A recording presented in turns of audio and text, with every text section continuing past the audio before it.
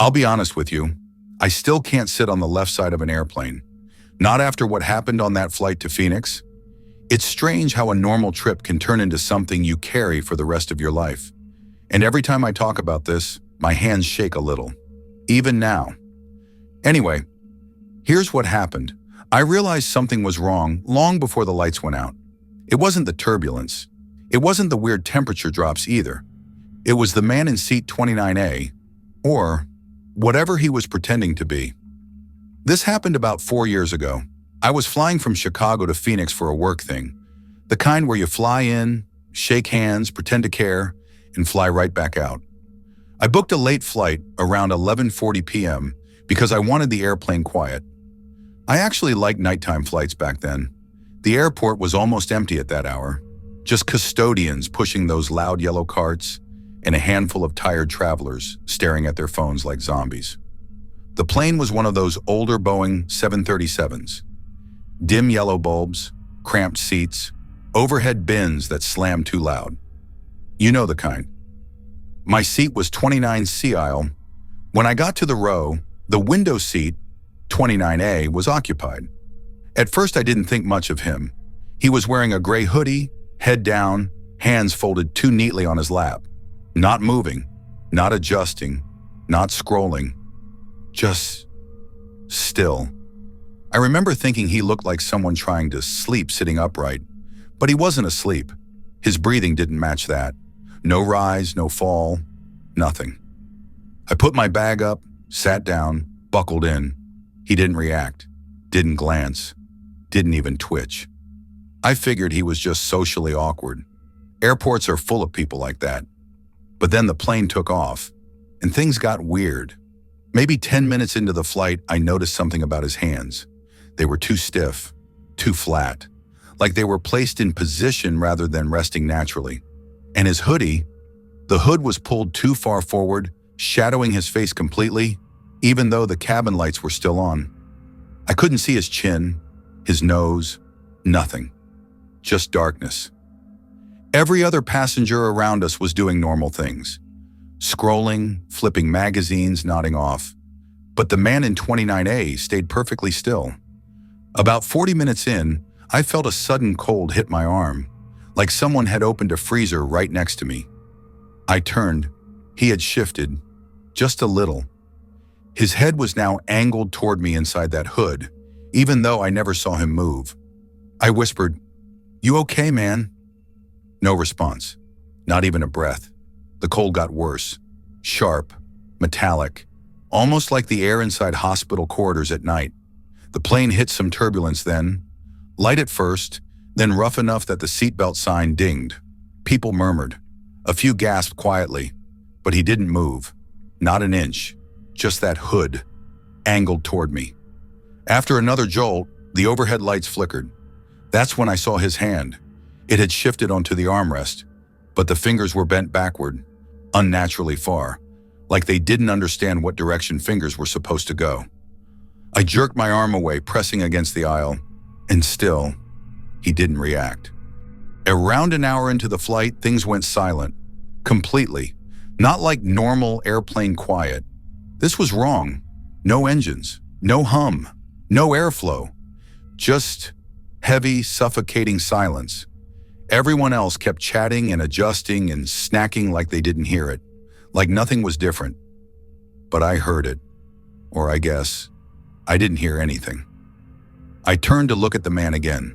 The hood was facing me fully now, straight on, and there was something inside it. Not a face, not eyes, just movement, like shifting shapes under fabric. Slow, crawling, deliberate. I froze. My chest tightened, and then his right hand started to lift. Very slowly, bones cracking, not loud but close. Too close. The fingers bent forward this time, curling toward me like they were learning how to grasp something for the first time. "No! No! No!" I whispered. No one around us reacted.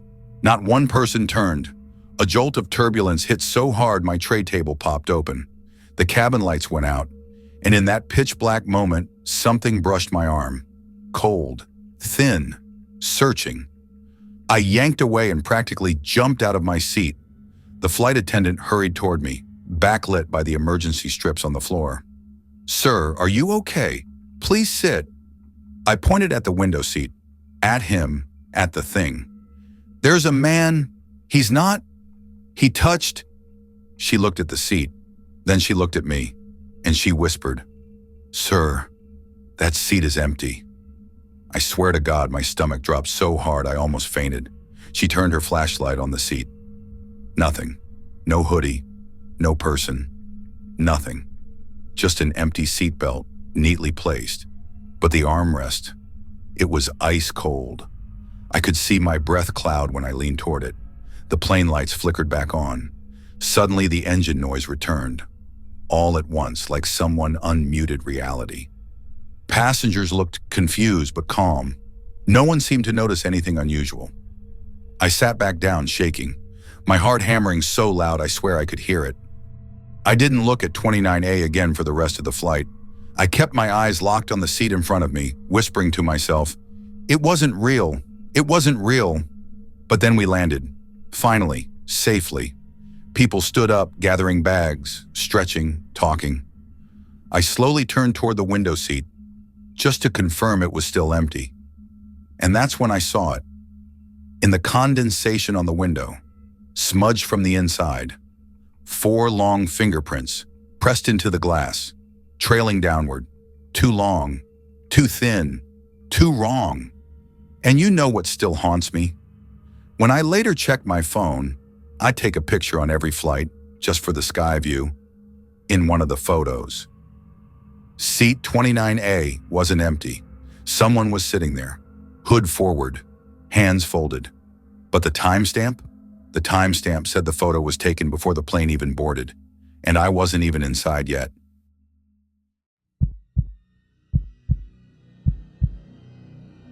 I should warn you before I start this one. Out of all the things I've experienced on airplanes, this is the only one that still wakes me up at night.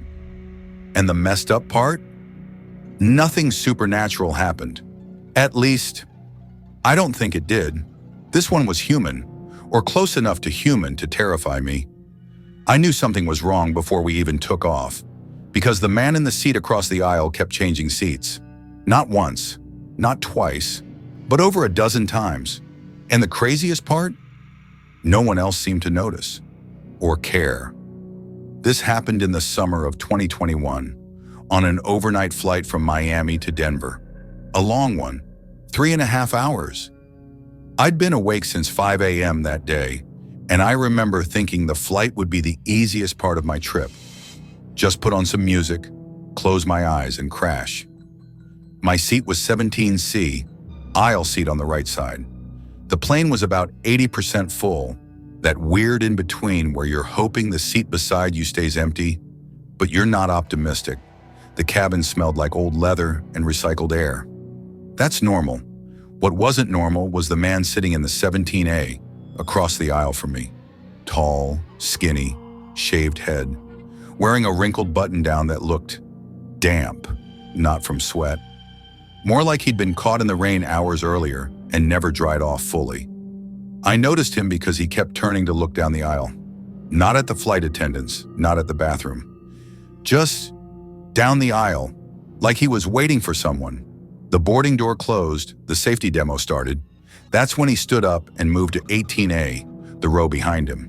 No one said anything. He sat there for maybe 30 seconds, then suddenly stood again and moved to 19A. Same side, same posture, just farther back. I raised my eyebrows at him, silently asking, "Bro, what are you doing?"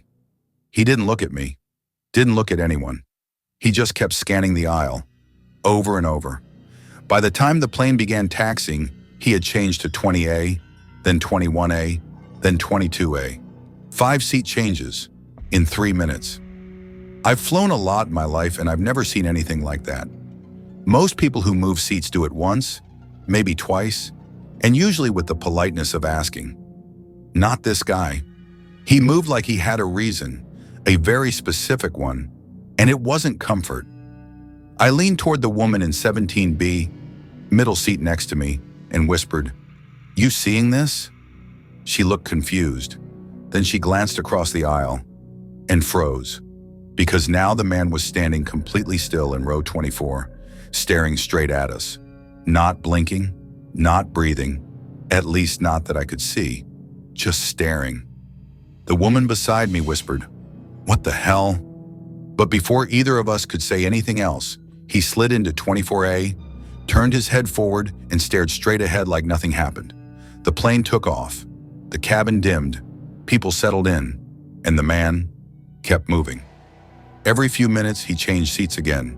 25A, 26A, back to 23A, then forward to 18A. I counted 12 changes in the first hour. No one else seemed to care. People glanced, sure, but then shrugged and went back to their movies or phones. But I watched him. Every move, every shift, every seat. And after a while, I realized something that made my skin crawl. He only moved when the flight attendants weren't looking. They'd walk down the aisle, and he'd freeze like a statue. The second they passed, he'd slide into a new seat without a word. Not quickly, not slowly, just smoothly, like he'd practiced. About halfway through the flight, around 1:15 a.m., I had to pee. I got up, walked toward the back, and that's when I realized the man wasn't in any seat. He was standing, at the end of the aisle, facing away from me, staring at the back galley door like he was waiting for someone to open it. All the hairs on my body stood up. I tried to keep my voice steady. Excuse me." He didn't turn, didn't react. So I walked around him, squeezing past the carts and slipping into the bathroom. The whole time I was inside, I kept expecting to hear him breathing behind the door, or knocking, or whispering. But there was nothing, just the low rumble of the engines. When I opened the door again, he was gone, or so I thought. I headed back to my row and froze. He was sitting in 17A again, the seat he started in. But this time, he was facing me, not facing forward, not looking down, facing me. His body was twisted in the seat at a sharp angle, like he wasn't built for turning normally. His knees faced forward, but his upper body was rotated toward the aisle, toward me. And his eyes, they were wide open, unblinking, not surprised, not frightened, focused, like he'd been waiting for me to come back. I slowly slid into my seat. I didn't blink. I didn't breathe. I didn't look away. He held eye contact for a long, long minute. Then he whispered, barely audible over the hum of the engines, "I thought you'd stay longer." My heart stopped, completely. What?" I muttered. His voice was dry and thin, like wind passing through a crack. "I thought you'd stay longer," he repeated. Then he turned his head forward again and stopped moving altogether. For the rest of the flight, no more seat changes, no scanning the aisle. He sat perfectly still, hands pressed flat against his knees, like a kid in a school photo. I watched him the entire time. He didn't blink once. When the plane landed, everyone stood to grab their bags. He didn't. He just stared at the seat in front of him. A flight attendant came over to ask if he needed help. She touched his shoulder and froze. Her eyes went wide. She whispered something to the attendant beside her, too soft for me to hear. Then they asked everyone to stay seated. I sat there, heart pounding, watching as they gently lifted the man from the seat. His body was limp, completely limp. His head fell forward. And that's when I realized the man wasn't breathing. Not then, not for a long time. And later, when I finally got off the plane, I saw the paramedics shake their heads. One of them said quietly, "He's been gone for hours." Hours, meaning all those seat changes, all that staring, all those movements. They weren't supposed to be possible.